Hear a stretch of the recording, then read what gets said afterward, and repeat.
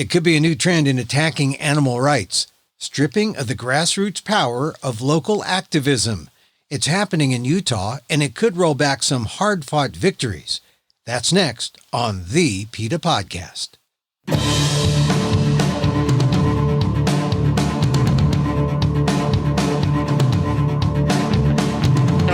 Welcome to the PETA Podcast. I'm Emil Guillermo, your host for this inside look at animal rights, brought to you by PETA, the largest animal rights organization in the world. On today's episode, some of the biggest animal rights victories in the nation start at the grassroots level, like the banning of carriage horses, unanimously approved in Salt Lake City. It's still a fight in other cities like New York, but in Salt Lake, they've banned it. But maybe not for long. Legislators in Utah are trying to Bigfoot the locals by passing a law that gives the state the power to override local measures. It's a terrible idea, and if it passes in the Utah State House, it could be spread as a strategy throughout the country. Amy Meyer is a manager of primate experimentation campaigns for PETA. She talked to me about how a bill, if passed, could undo the end of carriage horses in Salt Lake City, and another bill that would undo the recent victory over factory farming at Smithfield. They're strategies that, if successful in Utah, could easily be seen in your area next. My conversation with Amy Meyer on the PETA Podcast. So, Amy, thank you for being here on the PETA Podcast. This is important legislation because for grassroots activists, this is the slap in the face to this kind of legislation that they're proposing in Utah. So tell me about how bad it is. What is it, first of all? Yeah, so that's right. So this is, it's called Senate Bill 113. And what this bill would do would make it so that local communities, cities, and counties can't enact or enforce their own ordinances that basically would make it so that an animal enterprise could operate. So, for example, the thing that, really hit me personally hard with this one is that it would make it so that the horse-drawn carriage ban that we got passed through grassroots organizing and with PETA's support back in 2013 here in Salt Lake City, it would make it so the city could no longer enforce that ordinance because that ordinance makes it so this animal enterprise, horse-drawn carriages, can't operate in our city. So if the state level ban on that happens, it means that these horse-drawn carriages could come back to our city and our city has no power to stop them. So it's an issue of the state taking over power from the local communities here in Utah. Now, how can they do that? I mean, or can they? I guess they can do that. They can say those local laws are, not what we want statewide, and we're going to impose the statewide, or rather a statewide sentiment to make those local folks get in line. Is that how people are seeing it? Yeah, that's absolutely what's happening here. It's, frankly, a lot of Utah is a very rural state, and some of the people who represent those parts of the rural state are themselves profiting off of animal exploitation. They are farmers, they're ranchers, they're alfalfa farmers that feed the dairy industry, all these kinds of things. And so we often do every year, our legislative session here is only 45 days. They cram a lot into those 45 days, and we often do see bad bills for animals. But, this is taking it a step further, saying you can't pass any good things for animals. And like even on a local level, it's, like grassroots activists in Salt Lake aren't, working in their town of 2,000 people trying to stop a horse-drawn carriage. Like we're saying, our city council here voted unanimously to ban horse-drawn carriages because not only is it cruel, we've documented these horses collapsing from the heat stress and dying on the pavement. But it's just dangerous for everyone when you put horses in the middle of a city, just like we've seen in New York City. These accidents are really serious and they happen. And so what we're simply trying to say is you can't do a one-size-fits-all approach and try to make it so that you can just just make it so that these local communities don't have power. I think it's really going against the heart of the values of a lot of these people who are in the legislature. They're just making this weird exemption because it's animal issues, and they shouldn't be. It's going against their values of putting, power in local control. It sounds like it's not necessarily a partisan issue, but it was passed in Salt Lake City, this anti-carriage horse law. Is it more partisan, or is it just a matter of the state wanting to retain power over local authority? Well, it's interesting, and it's a little hard to know for sure, but I was able to go to a committee meeting that they had on this bill last week, a week ago. And at that committee meeting, the sponsor of this bill basically explained why he's bringing it. And part of what he said is that he doesn't want Utah to lose some of its heritage. And he mentioned these bunny chases that happen in his town.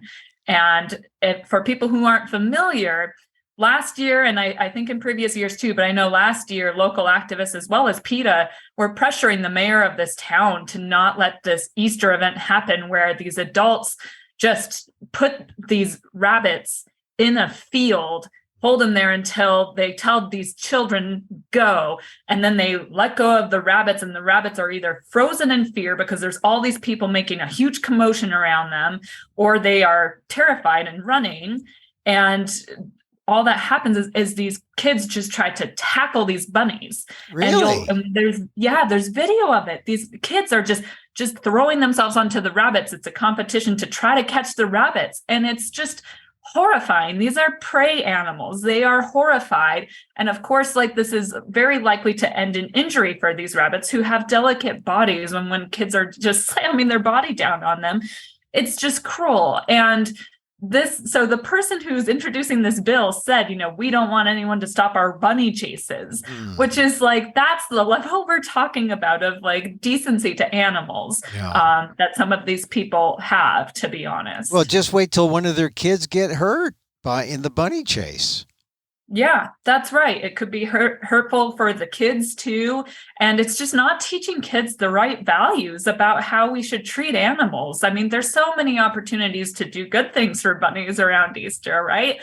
It's really completely unnecessary. But I think that's part of why this specific person in the Senate is introducing this. He was upset about, us going after his precious bunny chases. You have all these different interests, but the bottom line, under the general rubric of stopping animal enterprise, it gets in the way of some good things that have been done over the last few years to help the animals and to protect them. And this isn't a one-off case, I actually think this is part of a bigger pattern we're seeing in this country. I noticed recently Missouri now has a state bill where they are trying to say cities can't ban the decline of cats, because St. Louis did that. St. Louis banned the decline of cats. And so now Missouri is saying, hey, no, you can't even do that. And I'm a Wyoming girl. I'm from Wyoming. And I just read last week, there's a bill there saying local communities can't ban rodeos, which honestly, it's not happening anytime soon in Wyoming, but I think they're trying to get ahead of the curve. They see the momentum the animal rights movement is gaining. And so they're trying to use their political power to squash us before we can get the bigger victories of getting regulations changed for animals. Yeah, and I noticed because you wrote an excellent piece in the Salt Lake City Tribune that the Salt Lake City Council, that was a 7-0 vote to ban horse-drawn carriages. I mean, that was unanimous. So it's not like people don't want these laws, but some people will want to pass these general statewide laws to really negate all the good that's happening at the local level. And honestly, you read these bills and they're not well thought out at all. Actually, at that same committee meeting discussing this bill, it was brought to their attention that the way it's written could actually impact dog walkers. Under the rules, a dog walker could be an animal enterprise. And so there's all these weird ways that I think it's going to have they don't even know what's going to happen if they pass some of these bills. I think it'll end up having a lot of weird litigation trying to figure out what's an animal enterprise and what isn't. But yeah, it would overturn essentially our horse-drawn carriage ban. It would also make it so we can't do good progress like has been done in other cities to ban circuses using animal wax, or to ban using certain kinds of torture devices in rodeos. So this bill could also impact things like circuses. It would make it so we couldn't ban circus acts with animals from coming to certain cities, or even probably banning certain torture devices used in circuses or in rodeos that, they can't operate without using, like has been done in other cities across the country. So, this is an example of these legislators, I'm sure under political pressure. The Utah Farm Bureau has been very supportive of this kind of bill, and in the past as well. And they're just seeing the progress animal rights movements making across the country and trying to make it so that we can't have those same things in our communities here in Utah. Well, how about the people who are against carriage horses in Salt Lake? I mean, aren't they up in arms, and would they have to go now to the state level and do a bill to ban carriage horses? Yeah, that's right. I mean, even though the city has this ban still on the books, it's unenforceable if this law passes. So if we wanted to try to ban horse-drawn carriages, yes, it would have to be at the state level, which I will tell you is so hard to get anything done at the state level. It's just like any part of government. The higher you go, the harder it is to get things done.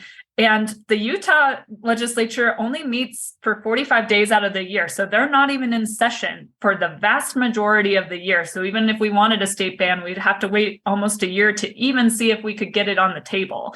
And then by that point, they're just going through hundreds of bills in this short amount of time because it's such a quick window that it's very hard to get them to prioritize issues concerning animals in a positive way. This is all under SB 113, how it could affect all these laws. But how could it affect, there's so much progress that has been done in Utah.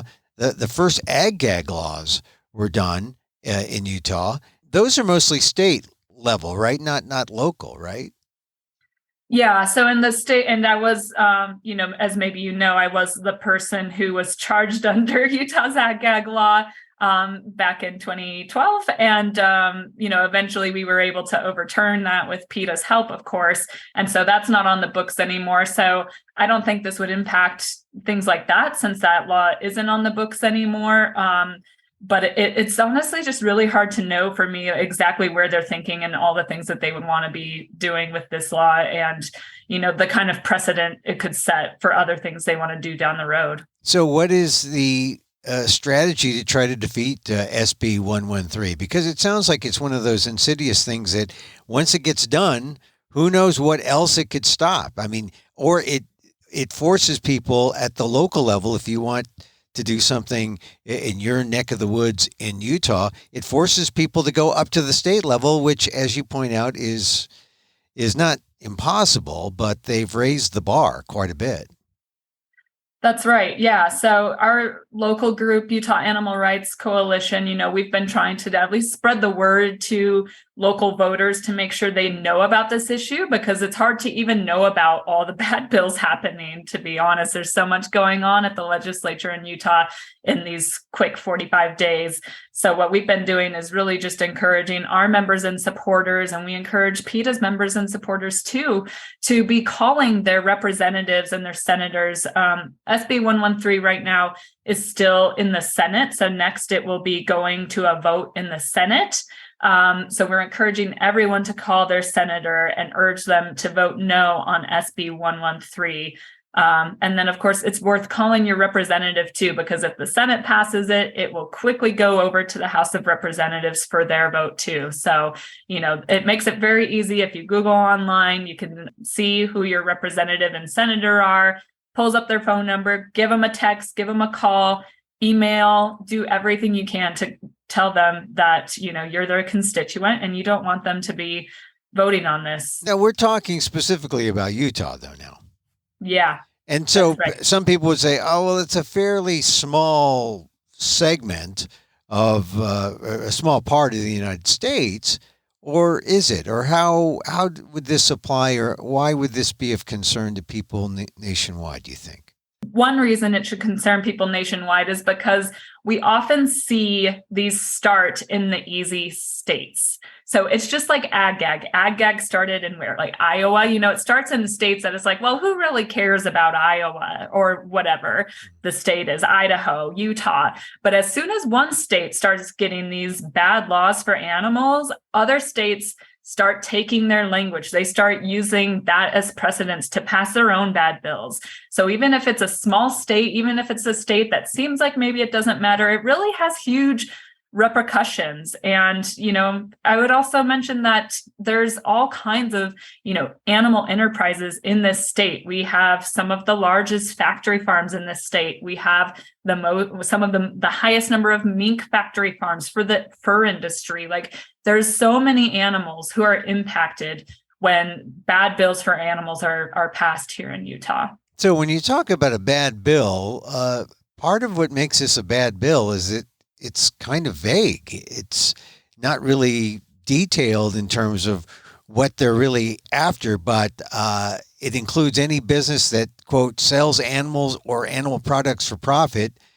That's pretty broad. It sounds like if this law passes, they'd be passing a giant, I was going to say it could be a loophole for some, it could be a tight noose for others, but it's very vaguely written, it seems.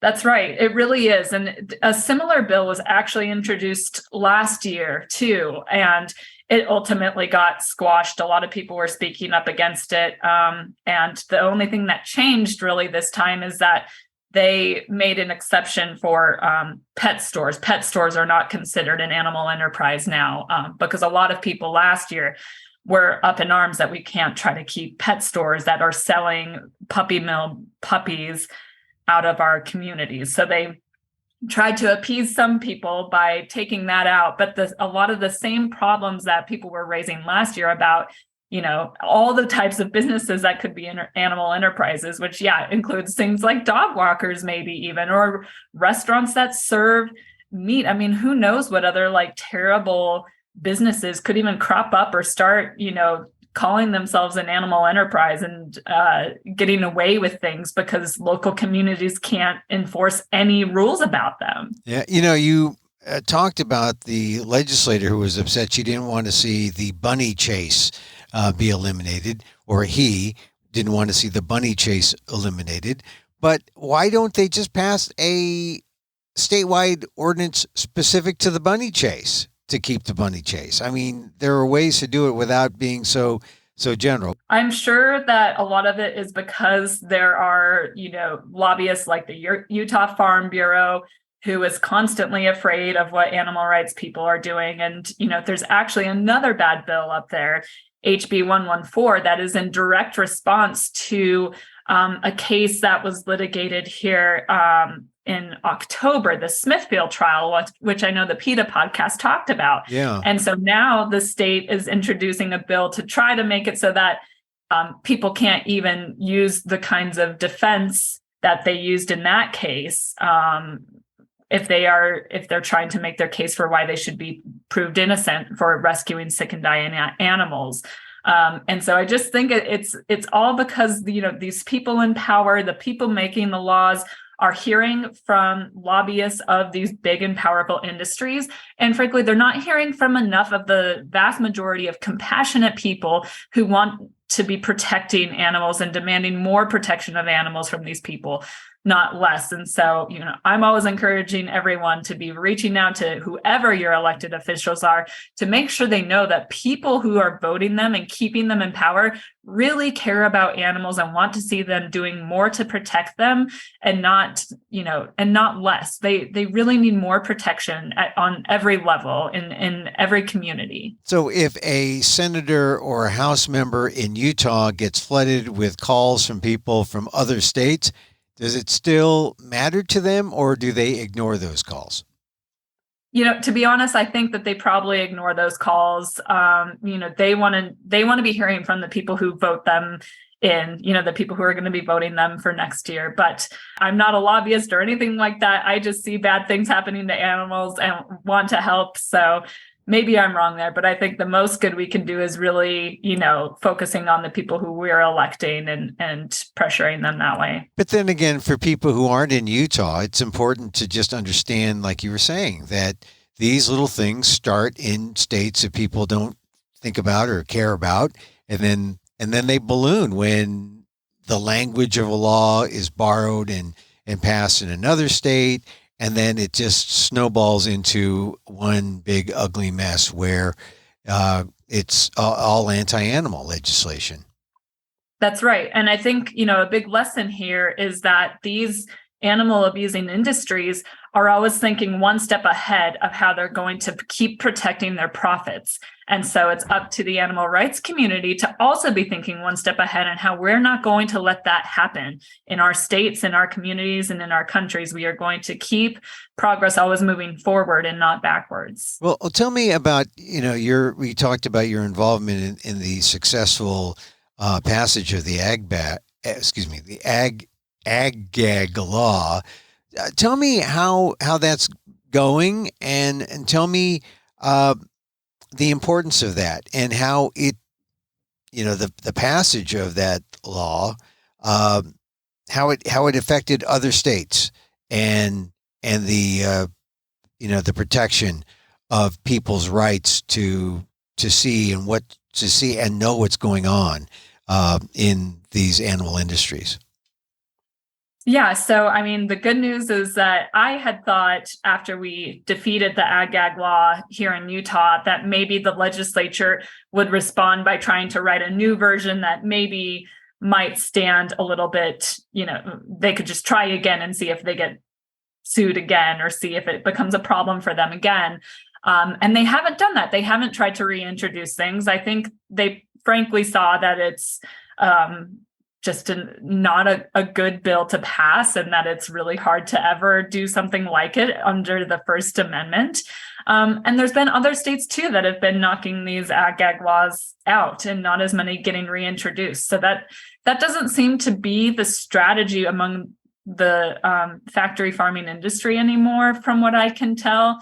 Often what I'm seeing now is factory farming industry almost wanting to try to pretend like they're showing you what's happening, and they've seen the backfire of when they're being secretive and not letting you see what's happening, how that makes people skeptical, and how people think maybe I need to see what's happening. Maybe I need to go to PETA's website and see what's happening to these animals. And so now they try to give this like false sense of transparency, which is honestly just grossly just inadequate at showing what's actually happening. It's like a fake transparency thing that they're almost trying to do now, from what I can tell. And just for people who may not know everything about what the ag-gag laws were about and why they were important to stop and why they were important to just do away with, and why you put it on the line in 2012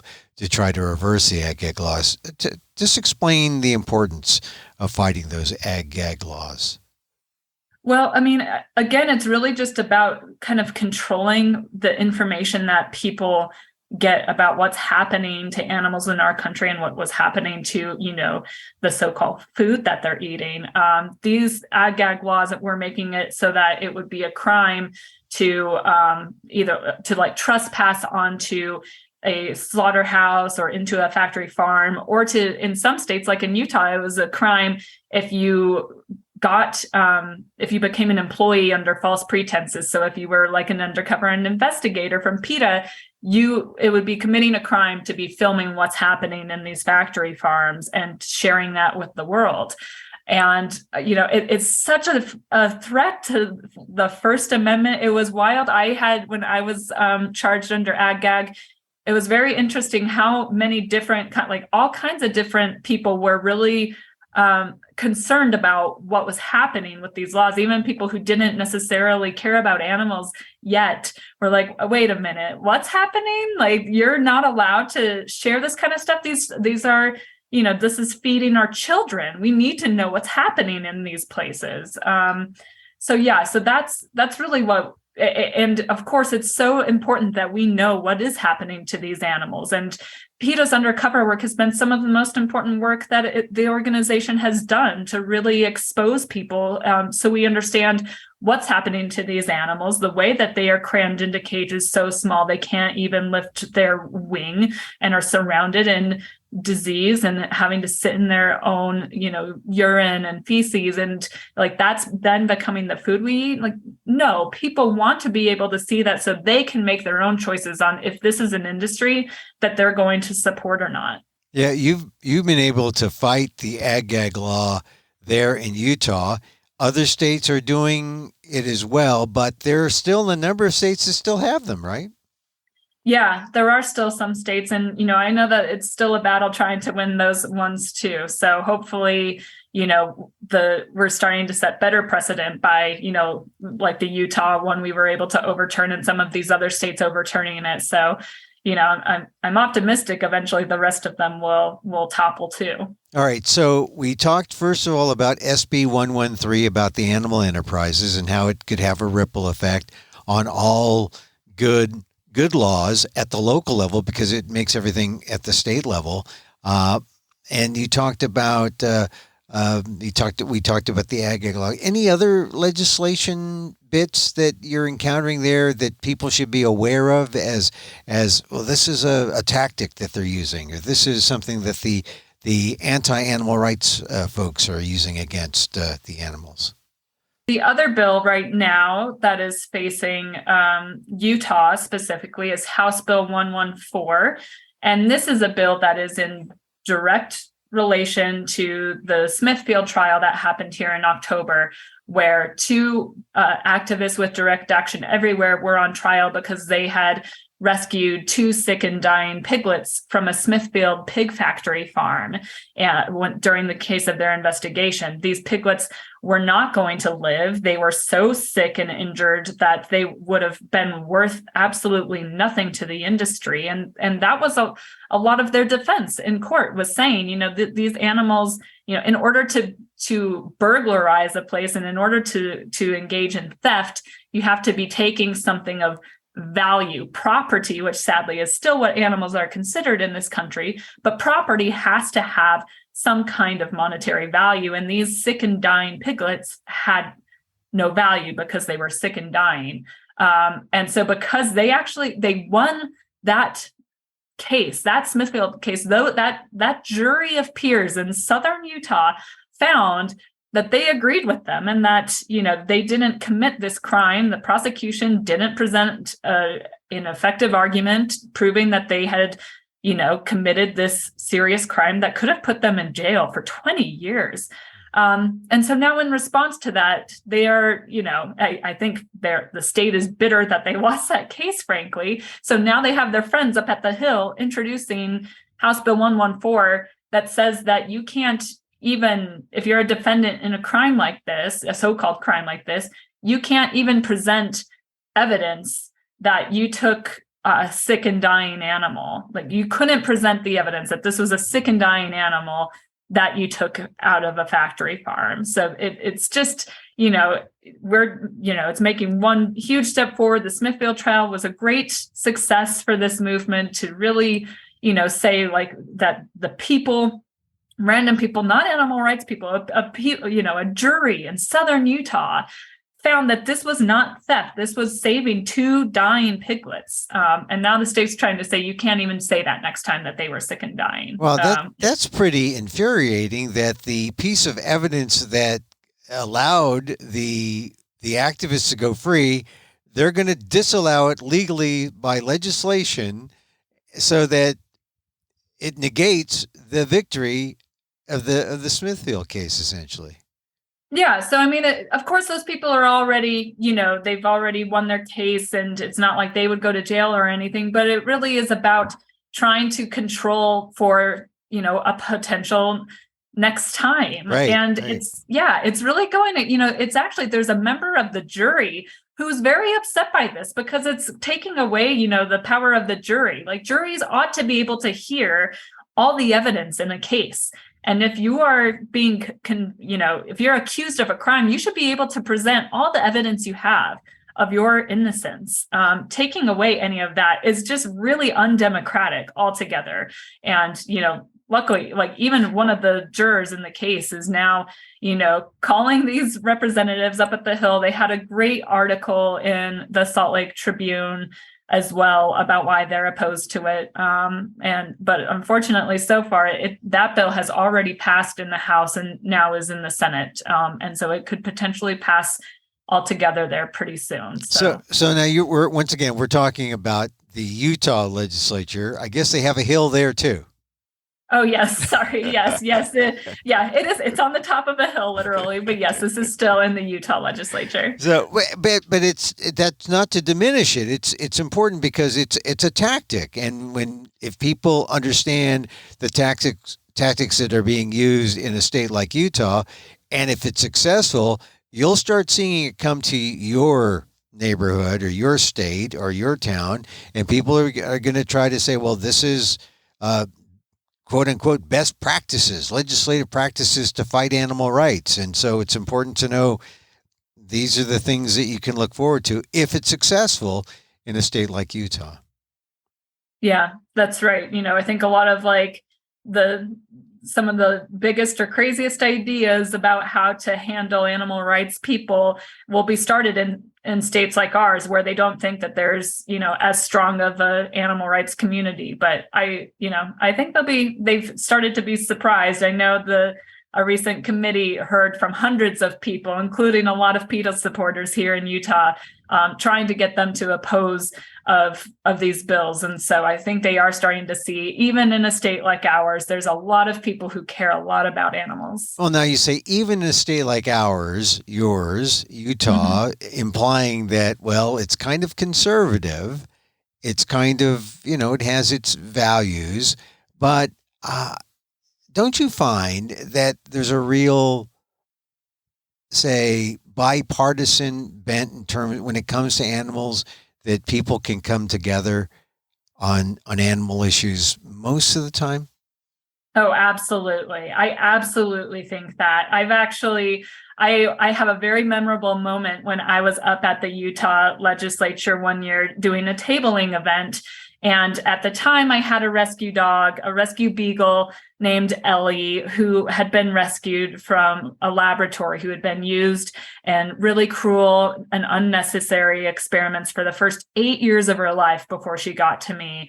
And I brought Ellie up to meet some of the Utah legislators and to talk about some of the issues of facing animals in Utah, but also talk about some of the issues with animal testing, which I'm very passionate about.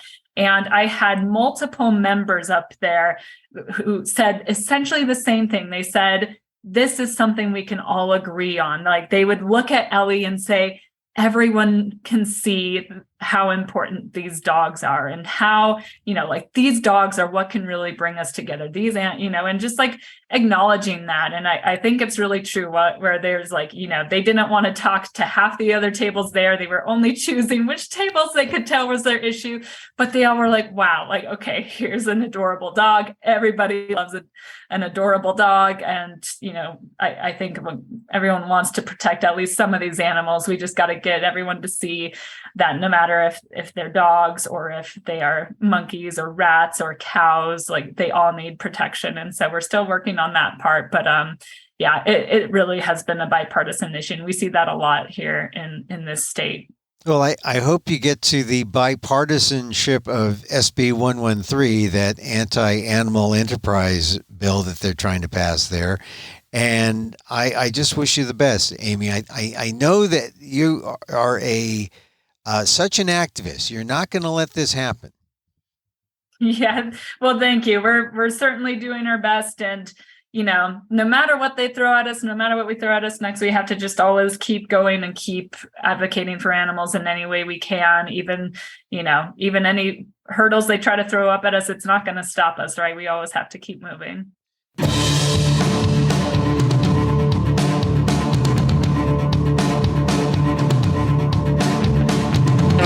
Amy Meyer is manager of primate experimentation campaigns for PETA. On the move to defeat harmful anti-animal legislative tactics in Utah, refer to Utah SB 113 and Utah HB 114. Once again, negative strategies that tend to replicate in other states, so activists out there, beware. And that's our show for today. Thank you for listening. Don't forget to send a link of this show to your friends. Tell them you like the PETA Podcast. Contact us at PETA.org. You can find me on Twitter at Emil Amok, that's EMILAMOK, or see my vlog at amok.com, or see my work at ALDEF, aldef.org/blog, the Asian American Legal Defense and Education Fund, or see me at frigid.nyc, February 16th through March the 4th at Under St. Mark's Theater in New York City.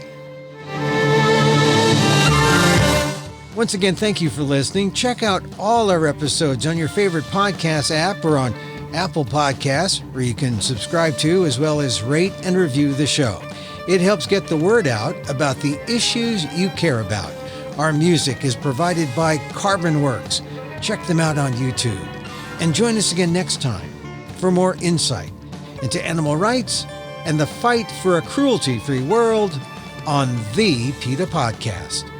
I'm Emil Guillermo.